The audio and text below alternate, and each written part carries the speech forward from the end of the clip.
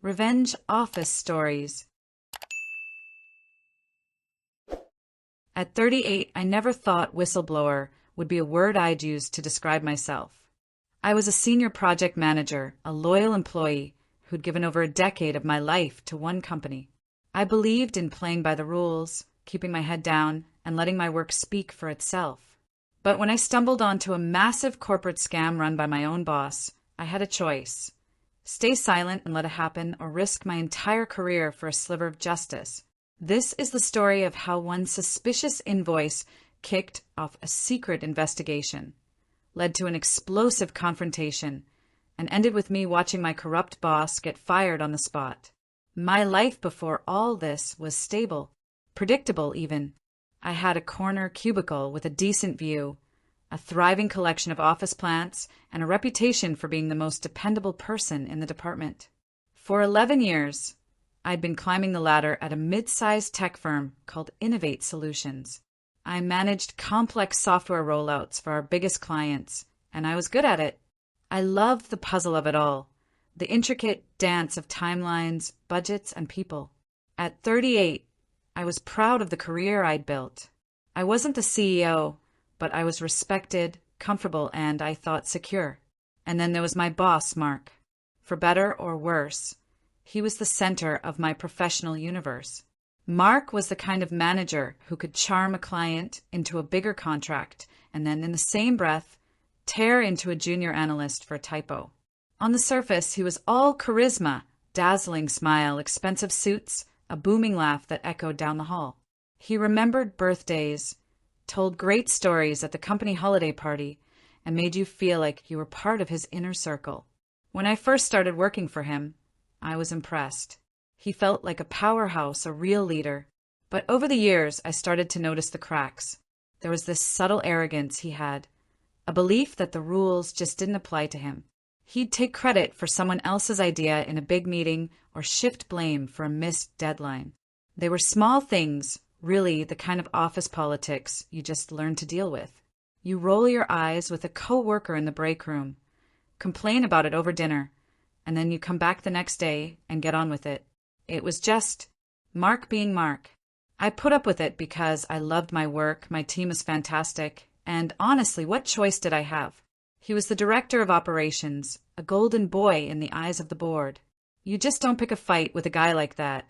So I kept my head down and navigated his moods like a seasoned sailor. I had no idea a hurricane was coming, and I was standing right in the eye of it. It all started on a Tuesday night. It was the end of the quarter, which is always a frantic time. I was buried in spreadsheets, reconciling project budgets for the big executive review. My desk was a disaster zone of cold coffee, financial printouts, and my own desperate scribbles. I was exhausted. My eyes were burning from staring at the screen, but I had a reputation for being meticulous. I never submitted a report until every single number tied out. And that's when I saw it. It was one line item under external consulting fees. A payment for exactly $15,000 to a company I'd never heard of, Orion Strategic Solutions. It wasn't the amount that caught my eye. We worked with consultants all the time. It was the total lack of detail. Every other invoice had a project code, a statement of work, an internal approver. This one was just there, a name and a number. My first thought was it had to be a typo. Someone in accounting must have just forgotten the project code. I made a note to flag it with them in the morning and moved on. I balanced the rest of the budget, sent the report to Mark with my notes, and went home, not thinking much of it. The next morning, Mark called me into his office. He was leaning back in his chair, smiling that charming smile. "Great work on the budget, Sarah," he said, gesturing for me to sit. Always on top of things. I thanked him, waiting for him to ask about a specific project. Instead, he tapped his pen on my note about the Orion invoice. This, he said, is toned super casual. That's a special projects vendor. It's on a separate retainer for me. You don't need to worry about coding it. I handle it directly. Just leave it as is. A weird little prickle of unease went up my neck. "Oh, okay," I said slowly. I just hadn't seen them before. "What project is it?" His smile tightened just a little. It's high-level strategy work. M&A stuff. Very confidential. He leaned forward, dropping his voice to a conspiratorial whisper. You know how it is. Need to know basis. So, from now on, if you see any invoices from Orion, just approve them. No need to log them in the project tracker. Keeps the books cleaner for the sensitive stuff. I nodded, but my mind was racing. Asterisk need to know? Not logging invoices. Asterisk, we had strict protocols for a reason, especially after a tough audit 2 years ago. Every dollar was supposed to be traceable. This felt slippery. But he was my boss, telling me it was top secret M&A work, which was way above my pay grade. Questioning him any further would have been straight up insubordination. So I just said, understood, and walked out, that feeling of unease now a heavy knot in my stomach. I spent the next few weeks trying to ignore it, telling myself I was being paranoid. Mark was arrogant, sure, but he wasn't a criminal. And then the second incident happened, the one that blew all my denial to pieces. About a month later, an email from Mark hits my inbox late on a Friday. The subject, urgent, invoice approval. The email was short. Sarah, need you to process this one from Orion today. It's for $25,000. Send it straight to accounts payable with my approval code. Don't log it. Thanks. This time the invoice was attached. I opened the PDF and my blood ran cold. It was a joke, a complete sham. I've processed thousands of invoices in my career. I know what a real one looks like. This thing was made from a generic Word template. The logo was pixelated, like it was screen grabbed from a website. The address for Orion Strategic Solutions was a P.O. box in another state. And the description of services was so vague it was laughable. For consulting services rendered. That's it. No dates, no hours, no deliverables. It looked like something a kid would make. It was fake. And Mark was asking me in writing to process a fraudulent $25,000 payment. This wasn't a red flag anymore. This was a 5-alarm fire. My hands were literally shaking as I stared at the screen. This wasn't a secret project. This was a scam. And my boss was in the middle of it.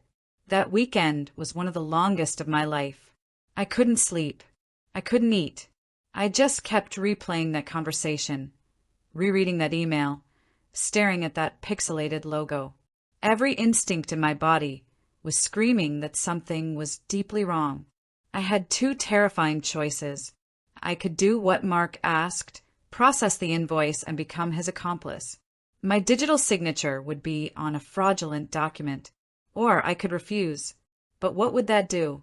He'd deny everything, call me insubordinate, and find another way.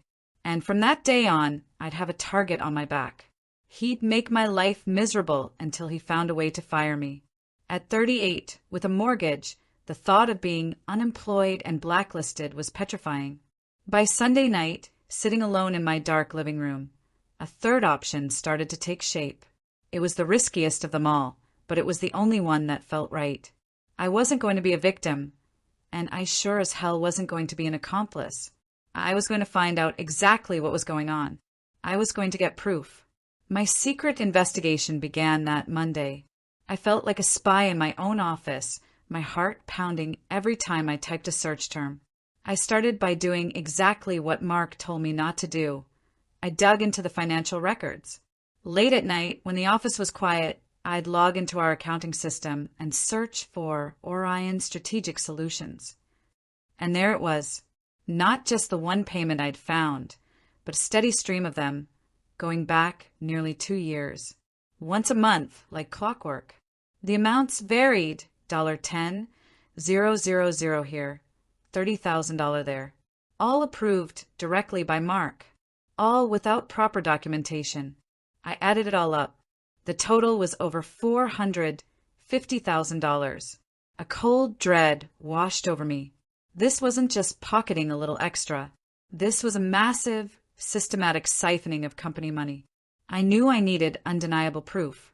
I learned that laws like the Sarbanes-Oxley Act offer protections for whistleblowers, But those protections often depend on having solid evidence.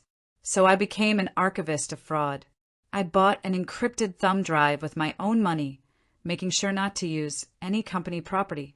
Every night, I would methodically save my findings, copies of every Orion invoice, screenshots of the approval logs with Mark's digital signature, and that email, the one where he told me to bypass our system. That email was my smoking gun. Next, I needed to figure out what Orion Strategic Solutions actually was. A quick Google search led to a bare-bones website that looked like it was made in 2005.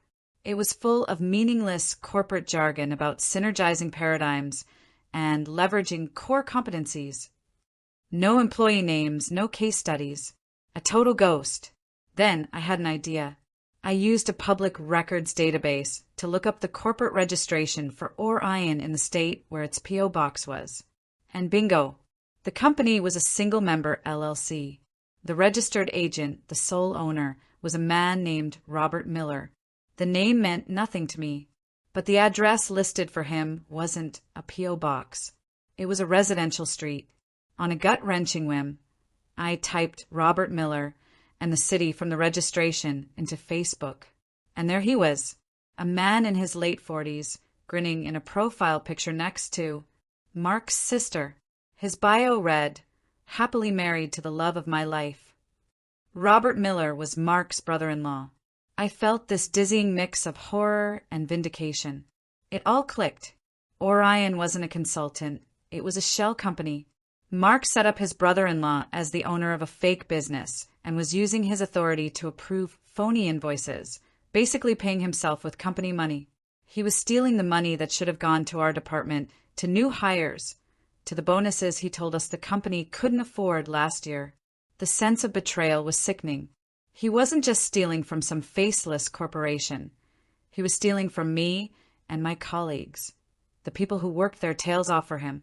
For the next 2 months, I lived a double life. By day, I was Sarah, the diligent project manager. By night, I was an investigator. The paranoia was constant. I changed my passwords every few days. I'd flinch if Mark walked up behind my desk, terrified he could somehow see what I was doing. I started getting stress headaches and lost weight. I knew I couldn't tell anyone, not even my partner. I'd read enough to know that confidentiality was my best protection. I realized I was in way over my head and needed a professional. I found a lawyer who specialized in employment and whistleblower cases. I took an afternoon off for a fake dentist appointment and met him across town. I laid out everything. The invoices, the email, the shell company, the brother-in-law. His face got more and more serious as I talked. He told me it was a classic case of corporate fraud and explained my rights. He clarified that under laws enforced by the SEC and the Department of Labor, it's illegal for a company to retaliate against an employee for reporting stuff like this. That means no firing, no demotion, no harassment. Knowing that gave me a bit of courage. He advised me not to confront Mark, but to go straight to the top. His advice was clear. You have a rock-solid case. Now you have to be brave enough to see it through. After 3 months of living in a state of constant, low-grade terror, I had it all. My encrypted thumb drive was a neatly organized file of evidence. A folder for every fraudulent payment, the corporate registration, the social media map linking Mark to his brother-in-law, and most importantly, Mark's own emails. I even had a flowchart showing how nearly $500,000 flowed from Innovate Solutions straight into his family's pocket. The case wasn't just solid, it was a fortress. Now for the hardest part, detonating the bomb I'd so carefully built. Following my lawyer's advice, I skipped HR and went straight to the top. The CEO was a woman named Eleanor Vance.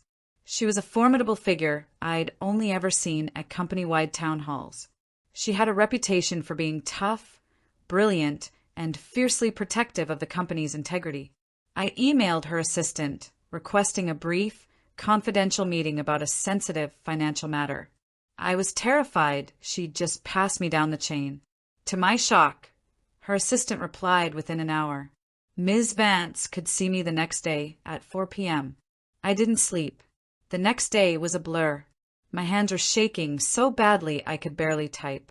Mark, meanwhile, was in a great mood, laughing in the hallway, completely oblivious that his world was about to implode.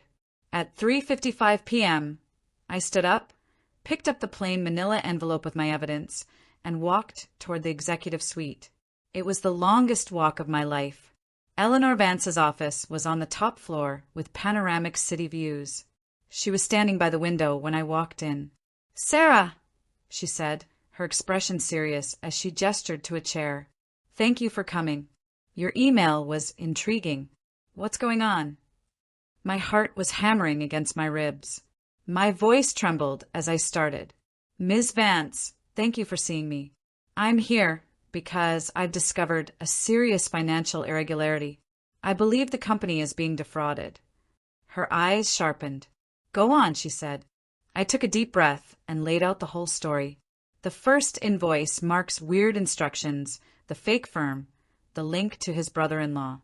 With each point, I placed a piece of paper on the table in front of her. The invoice, the email, the registration, the Facebook screenshot. I spoke calmly, factually, just like my lawyer said. I presented the evidence, not my feelings. When I finished, I pushed the thumb drive across the table. "This has digital copies of everything, including a log of every payment to the shell company for the past 2 years. The total is just over $450,000. Eleanor was silent for a full minute, scanning each paper with intense focus. I watched her face go from stern curiosity to shock, then to a cold, hard anger I had never seen on anyone. Finally, she looked up at me, her eyes like ice. "You're certain of this?" "I am," I whispered. She nodded slowly, then picked up her desk phone. "Cynthia," she said to her assistant, her voice dangerously calm. "Please ask Mark to come to my office immediately. Tell him it's urgent." My stomach plunged. This was it. The next 5 minutes were agonizing. We sat in total silence. Finally, a cheerful knock on the door. "You wanted to see me, Eleanor?" Mark said, striding in with his usual swagger. He stopped dead when he saw me. His smile faltered. "Oh, Sarah, didn't realize you were in here. Is there a problem with the Q4 projections?" Eleanor just gestured to the papers on the table. "Mark," she said, her voice low and tight, "can you tell me what Orion Strategic Solutions is?" The color drained from Mark's face. He glanced at the papers, at me, then back at Eleanor. You could see his brain cycling through denial and panic. That's a consultant we use," he stammered, "for high-level strategy. It's confidential." "Is it?" Eleanor said, her voice dripping with contempt. She picked up the registration. "Because this says it's an LLC owned by Robert Miller. Does that name mean anything to you?" Mark was sweating now. I don't believe so. It's a common name." "Is it?" she repeated, sliding the Facebook screenshot across the table. "Because it seems to me he's your brother-in-law." Silence. The air was so thick I could barely breathe. Mark just stood there, his mouth opening and closing like a fish. He looked from the photo to me, and his eyes were pure hatred. He was caught. In one last, desperate move, he pointed a shaking finger at me. "This is her. She's been trying to sabotage me. She's bitter I passed her over for a promotion. She faked all of this." I didn't even flinch. I just stared him down. Before I could speak, Eleanor stood up, her voice suddenly a roar. "Faked it? Did she fake this email from you, telling her to process a fraudulent invoice and hide it from our accounting system?" She held up the printout of my smoking gun. That was it. The final blow. Mark just deflated. The powerful director was gone, replaced by a pale, sweating, cornered man. Eleanor stared at him, her expression pure disgust. Then she spoke 2 simple words, the most satisfying words I had ever heard. "You're fired." She pressed the button on her phone again. "Cynthia, please send security to my office to escort Mr. Thompson from the building." Mark just stood there, completely broken, as security came to walk him out. He was finished. The moments after security escorted Mark out were surreal. He couldn't even look at me as he left. His walk of shame past our team's desks, carrying a little cardboard box, was a silent, stunning spectacle. In the office, shock turned to frantic whispers. No one knew the details, only that the invincible Mark Thompson had been professionally executed. Eleanor closed the door and turned to me, her face now filled with weary gratitude. "Sarah," she said, "I cannot imagine the stress you've been under. What you did took incredible courage. You have saved this company from significant financial and reputational damage." Then she said something I'll never forget. "I want to be very clear. Your job is safe. More than safe. You have proven your integrity and your value beyond measure." It was a profound relief. The fear of retaliation is what silences so many people. I knew that retaliating against me would have been illegal, but hearing it from the CEO meant everything. Protections under laws like Sarbanes-Oxley are powerful, but they aren't always a guarantee. Whistleblowers can face a long legal battle if a company decides to fight. Innovate's decisive action showed they were on the right side of the law. The next day, Eleanor called a department meeting. She didn't share the sordid details, just announced that Mark had been terminated for serious financial misconduct. She then looked right at me and announced that, effective immediately, I would be the new interim director of operations. After a beat of stunned silence, my team, the people who had quietly suffered under Mark, broke into applause. It was an incredible, overwhelming moment of vindication. In the following weeks, a forensic accounting team uncovered the full scope of the theft. The company took legal action against Mark and his brother-in-law to get the money back. As for Mark, his career was obliterated. A few months later, I looked him up on LinkedIn. His decade at Innovate was just gone, replaced with the vague title independent consultant. As far as the corporate world was concerned, he'd ceased to exist. And me? The interim in my title was removed after 6 months. I got the promotion, the office, the salary, but it was more than that. We used a chunk of the recovered funds to hire 2 new analysts, and for the first time in 3 years, everyone got their full performance bonus. The sense of justice was real. This experience also made me a huge advocate for whistleblower protections. I tell junior colleagues to know their rights, pointing to high-profile examples, like some of the Wells Fargo whistleblowers who successfully fought back against retaliation, as proof that the system can work, even if it's a hard road. Looking back, those 3 months were the most stressful of my life. I risked my career, my reputation, my peace of mind, but I would do it again in a heartbeat. I learned that being a loyal employee doesn't mean being a silent one. True loyalty is to the integrity of your work and your colleagues, not to a corrupt boss. At 38, I thought my path was set. This whole ordeal taught me that one person, armed with the truth and a little courage, can make a difference. I found a strength I never knew I had. Have you ever seen something at work that just didn't feel right? A situation that made you question things? I'd genuinely love to hear your story in the comments below. And if you enjoyed this story, make sure to like and subscribe for more. Thank you for watching.